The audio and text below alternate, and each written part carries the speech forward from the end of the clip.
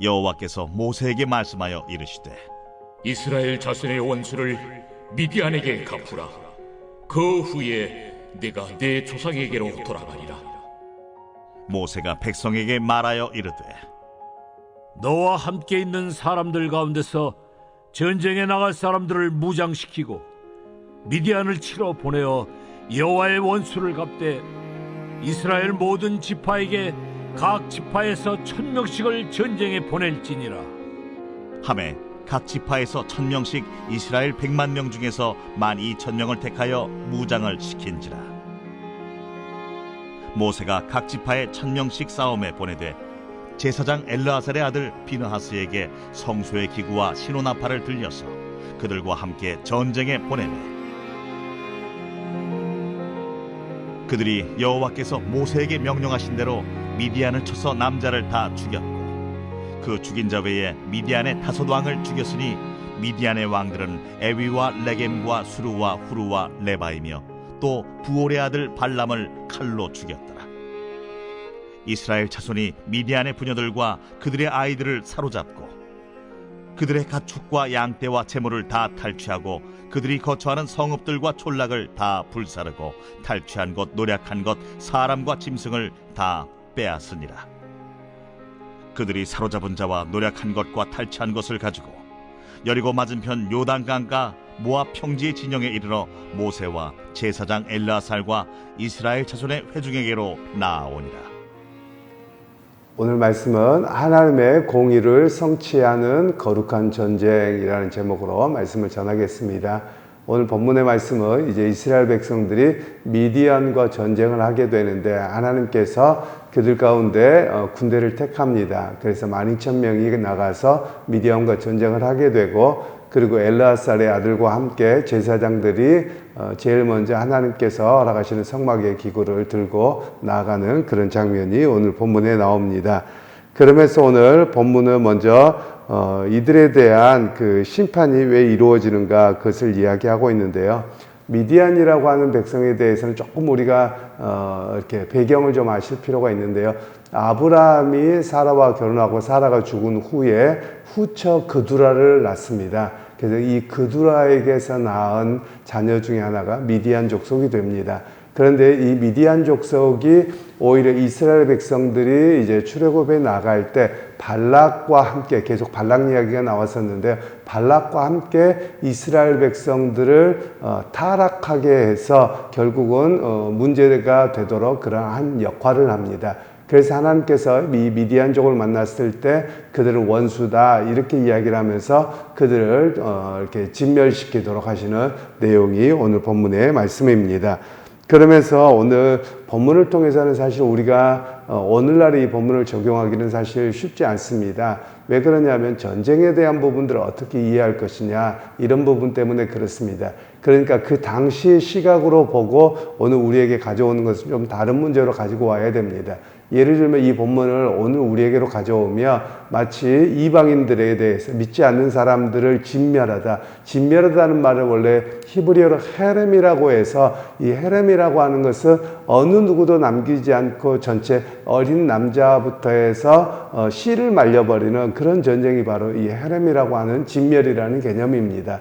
그런데 이것이 오늘 우리에게 적합하느냐라고 볼 때 결코 적합하지 않습니다. 그래서 어떤 이들은 신학적으로 볼 때 하나님이 이렇게 잔인한데 그분이 하나님이 맞느냐 이러면서 오늘의 시각으로 보려고 합니다. 그러나 오늘의 시각은 아니고 오히려 성경 그 시대에서는 민족과 민족이 서기 위해서 또 나라가 서기 위해서 숱한 전쟁이 있어서 그 시대의 역사적 이해 속에서 우리가 이 본문을 이해할 필요가 있고요. 우리가 본문을 통해서 좀 세워야 되는 부분은 이들이 단순하게 이스라엘 백성들과의 원수가 되어서 그들을 끝까지 없애는 어떤 그런 전쟁의 개념이 아니라 하나님의 공의를 세우는 그 모습에 대해서 이야기를 합니다. 왜냐하면 하나님의 백성으로 온전히 살아가고자 할 때 그들을 유혹하고 넘어뜨리려고 할 때 하나님께서 그들에 대해서 심판을 이야기하고 계시다 이렇게 이해해야만 합니다. 마치 이 본문을 조금 너무 보수적으로 또 해석을 하다 보면 어떻게 되냐면 마치 이슬람과 같이 되는 겁니다. 이슬람이라고 하는 이슬람 전체가 그러지 않고요. 이슬람에서 보수주의자들이 그렇게 하는 것인데 보통 보수주의자라는 개념은 극단주의자라는 개념으로 사용할 때 보수주의자라는 의미로 일반적으로 사용합니다. 물론 우리나라 같은 경우는 정치적인 어떤 사회에서 보수냐 진보냐를 이야기하는 것과는 조금 다르게 세계적으로는 보수주의자 그러면 극단주의자와 굉장히 유사한 거의 같은 부류로 봅니다. 그러니까 이슬람의 보수주의자들 또 유대인들 중에 보수주의자들이 극단주의자들이 대부분입니다. 그래서 이들적인 사고로 본다면 오히려 전쟁을 일어나면 모두를 다 죽여야 된다 이런 개념으로 이해하면 안 됩니다. 그래서 지금 현재 이슬람 세력과 또 이스라엘 백성들이 지금 유대인들이 이렇게 팔레스타인 가자 지구를 전쟁을 일으켜서 이렇게 행하는 걸 보면 극단주의자들입니다. 그들이 다 보수주의자들이기도 하지만 이렇게 그 총리부터 해서 이 보수주의자들이 극단주의자들과 함께하면서 좀 본문에 대한 해석을 너무 이렇게 오늘 현실 정치와 오늘 사회에 적용해서 이런 전쟁을 벌이고 있는 모습들이라고 할 수 있습니다. 그러니까 본문을 오늘 이 시대로 가져오게 되면 전부 다 이 전쟁에 대해서 너무 심각한 인권과 여러 가지를 전부 다 말살하는 그런 모습으로 잘못된 해석이 되어지는 현장이라고 할 수 있겠습니다.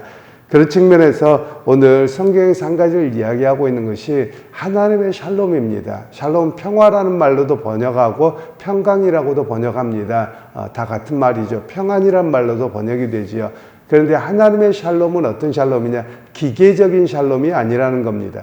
오늘날의 평화를 이야기하면 기계적인 평화입니다. 예를 들면 문제를 해결하지 않은 상태에서 일단은 그냥 전부 다 가만히 있자, 싸우지 말자. 이것을 기계적인 평화라고 이야기를 합니다. 그런데 하나님의 샬롬은 이런 기계적인 평화를 말하는 것이 아니라 문제가 해결되고 나서 진정한 하나님의 백성으로서의 평화를 누리게 되는 그런 이야기를 본문에서는 하고 있는 것입니다.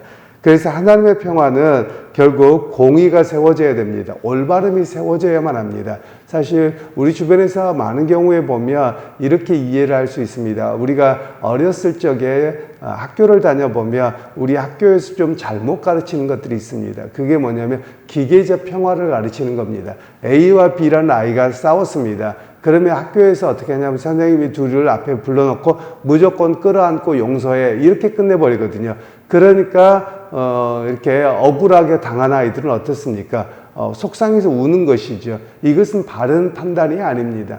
왜냐하면 학교에서 선생님이 그런다면 옳고 그름을 판단해서 잘못한 아이에 대해서는 좀 더 혼을 내야 되고 그렇지 않은 아이에 대해서는 이해를 해줘야 되거든요. 그런데 우리는 집안에서도 그렇고 부모님들도 마찬가지죠. 누가 형 동생이나 이렇게 언니 동생이 싸웠다 그러면 일단 혼내고 봅니다. 둘 다 똑같이 혼내버리는 거예요. 그건 바른 게 아닙니다. 오히려 그는 기계적인 평화를 만들므로 인해서 뭐가 문제가 되냐면 억울한 사람을 만들게 되어지는 것이거든요. 그래서 그것을 공의라고 볼 수 없는 것입니다. 공의라고 하는 것은 옳고 그름을 판단해서 너무나도 한쪽이 잘못되었다면 그에 대해서는 마땅한 벌을 주는 것이고 그렇지 않은 사람에게는 인정이 되어지는 이것을 공의라고 말하고 있는 겁니다. 그런 측면에서 오늘 하나님께서는 단순하게 기계적인 평화를 하시는 것이 아니라 미디안 지파가 이스라엘 백성에 대해서 어떻게 했느냐에 따라서 하나님께서 공의로운 심판으로 그들을 대하고 있다. 이렇게 우리에게 말씀하고 있는 것입니다. 그러면서 하나님의 공의의 기본이 있습니다. 그것은 하나님을 경외함입니다. 그런 미디안 백성들도 제가 앞에 말씀드렸던 것처럼 아브라함의 후손들이라고 말씀을 드렸습니다. 이들이 이방인이다. 이들이 전혀 하나님을 몰랐다. 이렇게 잘라낼 수는 없는 것이고요. 이들도 아브라함의 후손으로서 그들이 하나님을 경외함으로 기본으로 있다면 어떻게 이스라엘 백성들과의 관계를 설정해야 될 것인가 이런 개념이 세워져야만 합니다. 그런데 그들은 그렇게 하지 않고 그냥 자기들의 감정이나 또는 자기들의 어떤 그 당시에는 이제 나라를 이루고진 않아서 그들이 어느 정도의 그 땅을 빼앗길까 어떤 위험 이런 것들로 인해서 이루어졌던 것이거든요. 바로 그런 것이 바로 하나님 보시기에 공의롭지 못한 행동이어서 하나님의 징계 심판이 있었던 내용으로 오늘 본문을 이야기하는 겁니다. 그래서 오늘 우리가 세상에 살아갈 때도 마찬가지입니다. 공의라고 하는 것은 옳고 그름은 분명히 세워져야만 합니다. 우리가 종종 그런 일들이 뭐 가정에서나 학교에서나 사회에서 너무나도 많습니다. 뭐 심지어 교회에서도 마찬가지고요. 올바름을 세우지 않습니다. 그러다 보니까 이게 억울함이 있고 나중에 갈등의 요인이 계속 있는 겁니다. 그래서 우리가 해야 될 일들이 무엇이냐면 옳고 그름은 분명하게 판단을 해 주어야만 합니다. 그런데 옳고 그름을 판단해 주지 않으면 그 씨앗이 남아서 계속 갈등으로 남고 있는 그런 모습을 우리에게 이야기를 하는 겁니다. 그래서 오늘 우리 믿음 생활하면서 해야 될 일들이 있습니다. 우리 각자가 보면 옳고 그름에서 내가 잘못했을 수도 있습니다. 그러면 잘못했음을 그러면 빨리 뭘 해야 되느냐? I'm sorry를 할 줄 알아야 됩니다. 미안하다고 할 줄 알아야 되고요. 실수였다고 인정할 수 있어야만 합니다. 그런데 많은 사람들은 그렇지 않고 가만히 있으면 결국은 그냥 넘어가거든요. 어물쩡거리고 넘어갑니다. 그러다 보니까 그것이 마음에 쌓이고 쌓여서 어디론가 폭발하고 스트레스를 받고 힘들어지는 그런 모습이 되어지는 것이죠. 그래서 오늘 우리가 믿음 생활하면서도 그렇습니다. 우리 한국 사회에 전반적으로 그렇습니다. 전반적인 면에서 보면 옳고 그름을 판별하지 않고 기계적인 평화를 억지로 만들어내려고 하는 그런 요소입니다. 그래서 오늘 우리가 믿음 생활하면서 교회나 또나 가정에서나 어디에서나 기계적인 평화가 아니라 옳고 그름을 통해서 바른 것은 세우고 잘못한 것에서는 지적을 하는 겁니다. 그러면서 그것이 이루어질 때 서로가 내가 이것은 잘못해서 다음은 이렇게 하면 안 되는구나를 깨닫는 겁니다. 그리고 올바른 길에 있었다면 우쭐할 게 아니죠. 이게 올바른 길이어서 내가 또 올바름을 내가 인정을 받았다면 오히려 또 약자들에 대해서 또는 잘못한 사람을 용서할 수 있는 그 마음이 그때 생기는 것이거든요. 바로 그런 모습으로 우리가 서 있어야 함을 본문에서는 이야기합니다. 그러게 여러분 오늘 하루에 살아가실 때도 올바름으로 살아가실 수 있기를 소원하고요. 혹시 실수하거나 잘못할 수 있습니다. 그럴 때는 우리가 이렇게 미안하다고 하고 그것에 대해서 사과가 바르게 이루어지고 나갔으면 하는 바람입니다. 우리가 보통 저도 TV에서 가끔 보면 뭐 함블리라고 하는 뭐 사고 관련된 TV를 보잖아요. 그럼 사람들이 속상해하는 게 있습니다. 그게 뭐냐면 그냥 말 한마디에 진정한 사과만 있으면 그냥 넘어갈 거예요. 그런데 진정한 사과가 없고 오리발 내밀고 그러다가 이렇게 그냥 변호사 대동하거나 아니면은 또 그 보험사에서 그냥 할 거 다 했다. 그런 식으로 나오기 때문에 사람의 그 분노감과 어려움이 더 많은 것이거든요. 그러게 여러분 오늘 우리가 그렇습니다. 그냥 아무 말 안 하고 있는 것보다도 빨리 먼저 진정한 사과가 있으면 많은 것이 용서가 되어지고 쉽게 넘어갈 수 있는 일들이 많다라는 겁니다. 그러게 여러분 자존심의 문제가 아니고요. 내가 실수한 것들 또는 잘못된 것들이 깨달아지고 지적이 되었다면 빨리 그것을 인정하고 넘어갈 때 조금 더 우리 사회가 건강하게 되고 바르게 된다는 사실을 우리가 이해하면 좋겠습니다. 그래서 오늘 하루의 삶 속에서도 여러분이 올바르게 살아가시되 혹시라도 실수하거나 잘못한 일이 있다면 빨리 인정하고 사과함을 통해서 마음을 다치지 않도록 하는 자리에서는 그럼 우리 모두가 되어지기를 주님의 이름으로 축원합니다. 하나님 오늘 또 우리에게 은혜 주셔서 이스라엘 백성들의 전쟁이 하나님의 공의가 어떤 의미에서 우리에게 적용되어지고 또 행해지는지를 우리가 말씀을 통해서 적용했습니다. 하나님 우리 사회가 서로가 잘못과 실수를 인정하지 아니하므로 갈등이 너무나도 높습니다. 우리 그리스도인들이 먼저 우리의 잘못을 인정하고 또 올바름으로 서게 하는 그런 모습에 있도록 함께하여 주시고 그 일을 통해서 서로가 서로에 대한 이해와 조금 더 아름다운 하나님의 공의가 세워지는 그런 사회와 교회와 가정들이 되게 하옵소서. 예수님의 이름으로 기도하옵나이다. 아멘.